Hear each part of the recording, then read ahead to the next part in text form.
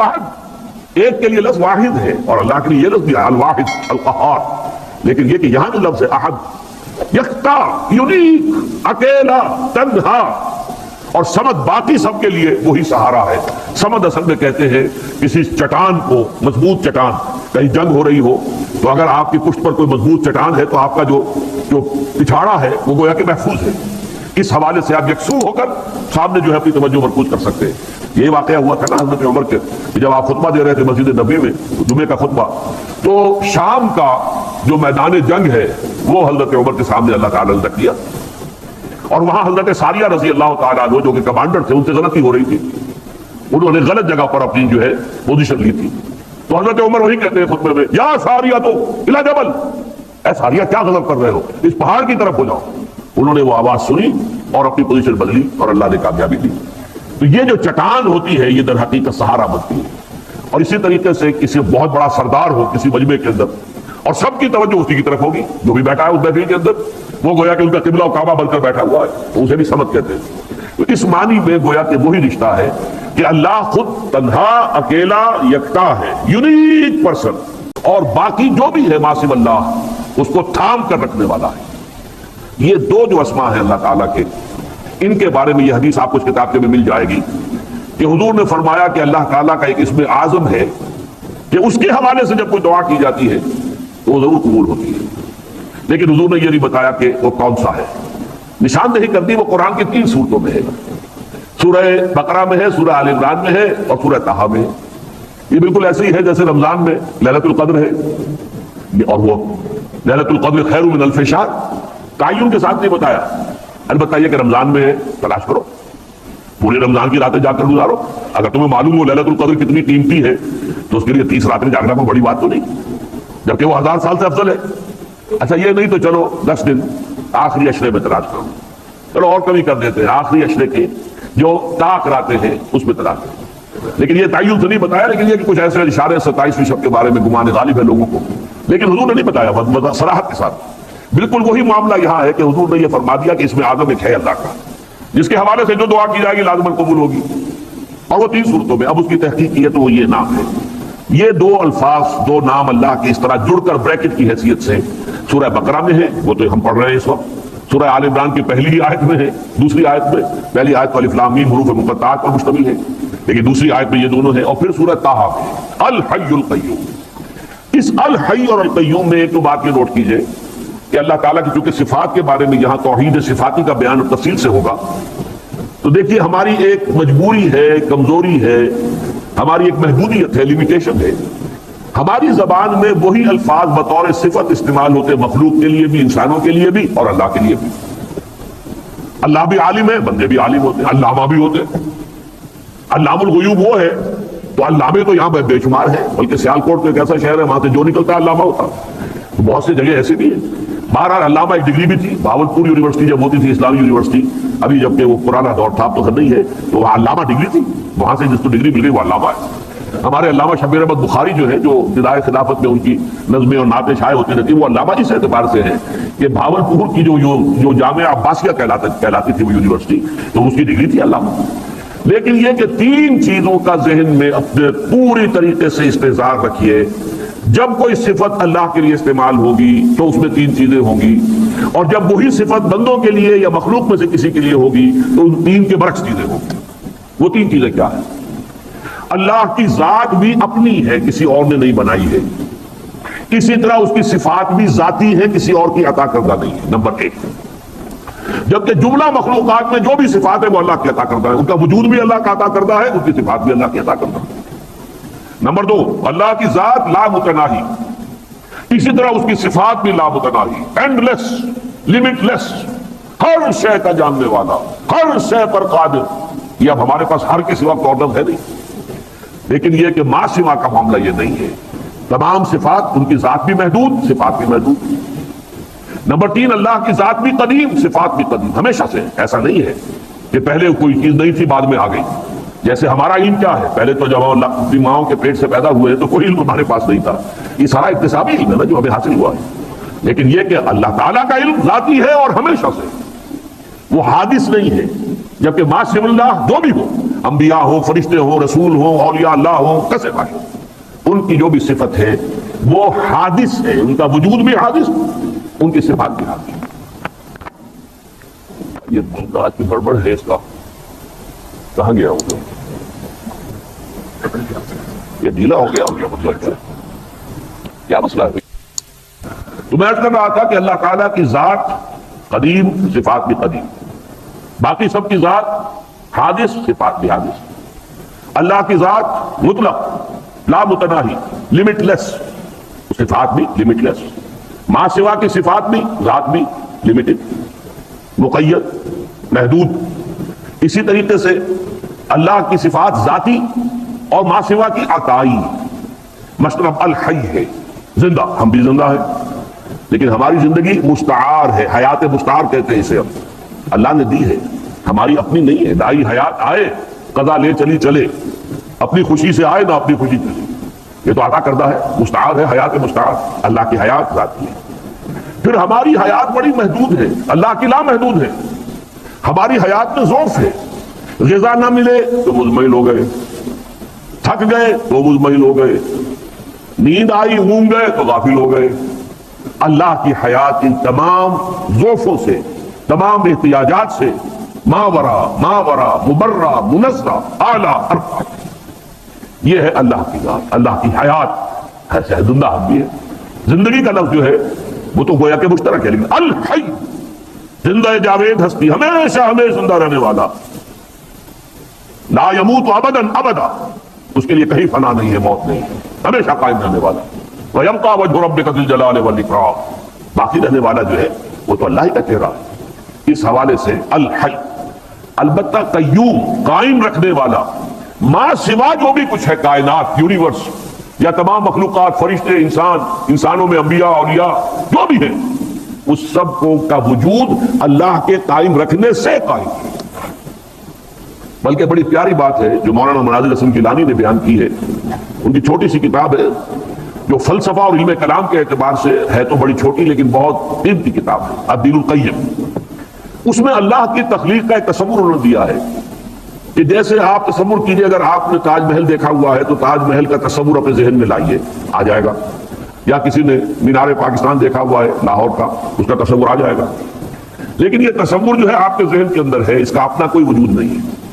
آپ اس کے اوپر بھی ہیں، نیچے بھی ہیں، دائیں بھی ہیں، بائیں بھی ہیں، اندر بھی ہیں، باہر آپ ہی آپ ہے، وہ تو ہے ہی نہیں۔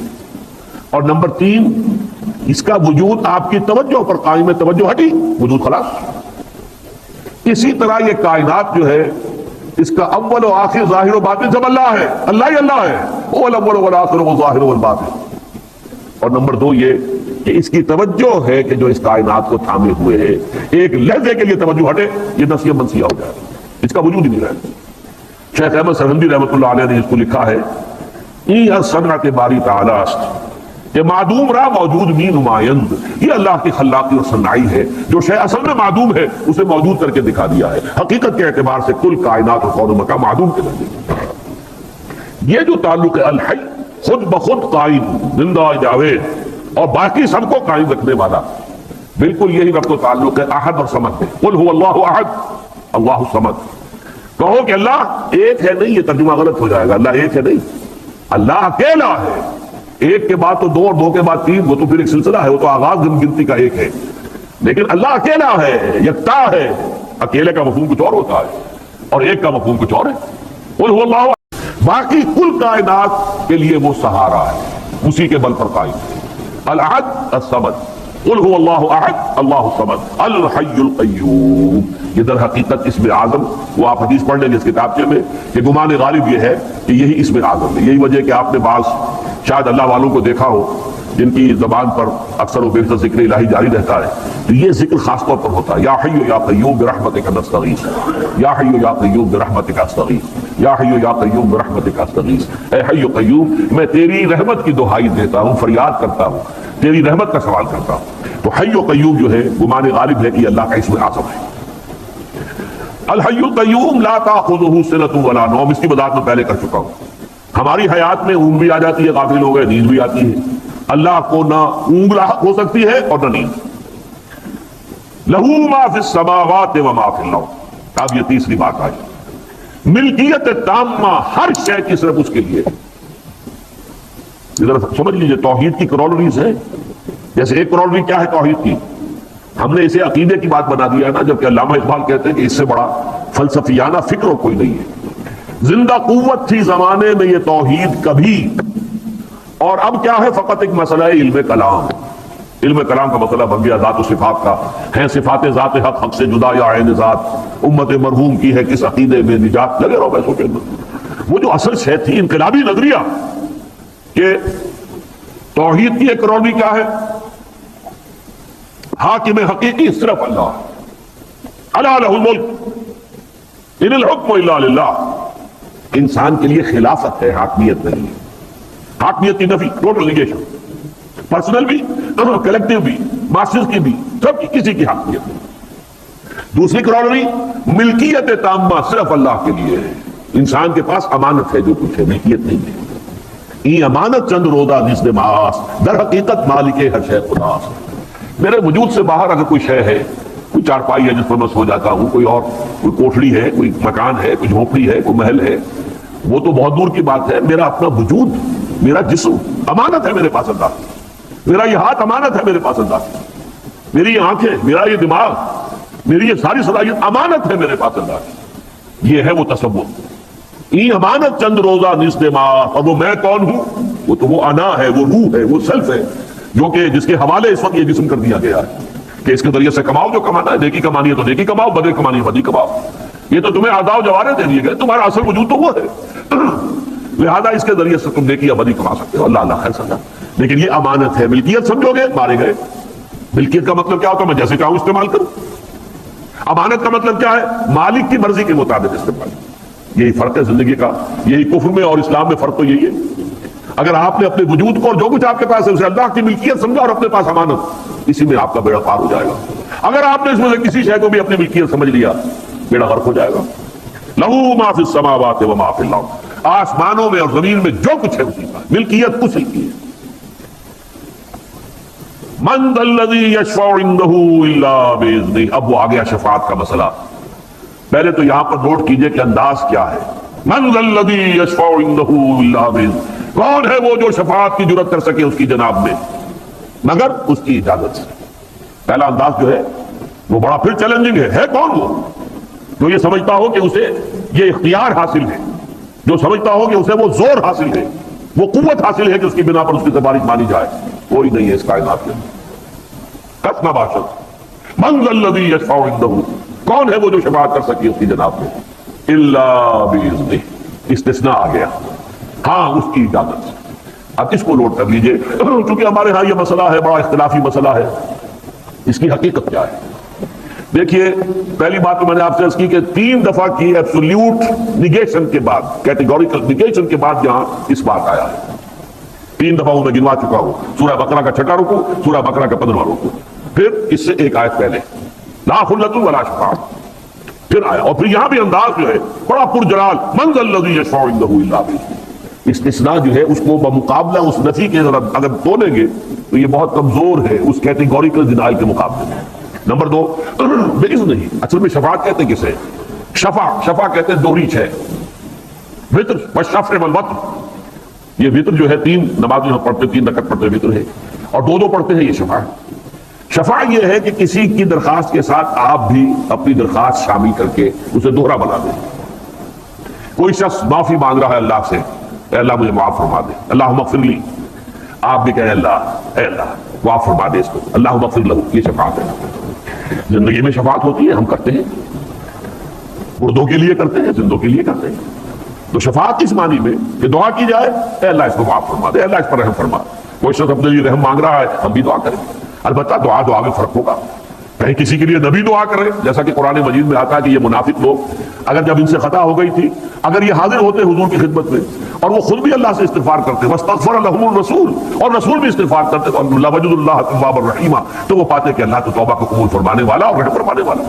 تو گویا کہ زندگی میں بھی حضور شفاعت فرماتے تھے کہ اللہ تیرا یہ بندہ اپنی خطا مان رہا ہے، اے اللہ تجھے معاف فرما دے. بس اوقات ایسا ہوتا تھا میں نے معاف کر دیا، آئے گا تو بھی معاف کر دے. کیونکہ جو خطا ہوتی تھی ظاہر بات ہے وہ کسی دین کے معاملے میں ہوتی تھی نا. اور حضور چونکہ اس وقت کی جو جد و جہد ہو رہی تھی اس کے قائد تھے، تو گویا کہ وہ ان کے خلاف ایک بات جا رہی ہے، تو میں نے بھی معاف کر دیا، اللہ تو بھی معاف کروا دے۔ یہ شفاعت قیامت میں بھی ہوگی، البتہ دو اذن اس کے ساتھ شامل ہے۔ جو شفاعت کرے اسے اجازت ملے کہ ہاں تم شفاعت کر سکتے ہو، جس کے لیے سفارش کی جا رہی ہو اس کے لیے بھی ایکسپریس پرمیشن ملے، اس کے لیے کر سکتے ہو۔ یہ دو طرفہ اذن ہے، مختلف مقامات پر قرآن مجید کے اگر آپ اس کا جائزہ لیں گے تو ایک اذن نہیں ہے۔ اللہ کا اذن اس بندے کو کہ تم سفارش کر سکتے ہو اس بندے کے لیے، یہ دونوں چیزیں اذن میں شامل ہیں۔ اب سوال پیدا ہوتا ہے جب ان ساری باتوں کی کوئی اپنی توجیہ بھی کرنے کی کوشش کرتے ہیں کہ پھر شفاعت کا فائدہ کیا ہے؟ پہلی بات تو یہ سب مانتے ہیں، جو بریلوی مکتب فکر کے لوگ ہیں وہ بھی مانتے ہیں کہ ایسی کوئی شفاعت نہیں ہے کہ جو اللہ پر کوئی اپنے اقتدار، اپنے غلبے، اپنی قوت کے بل پر اللہ سے کوئی بات کروا لے، اس کا کوئی امکان نہیں۔ وہ تو شرک ہو جائے گا، بدترین قسم کا شرک ہو جائے گا۔ ڈاکٹر اسرار احمد کا بیان سننے کے لیے ہمارے چینل کو سبسکرائب کریں۔ شکریہ۔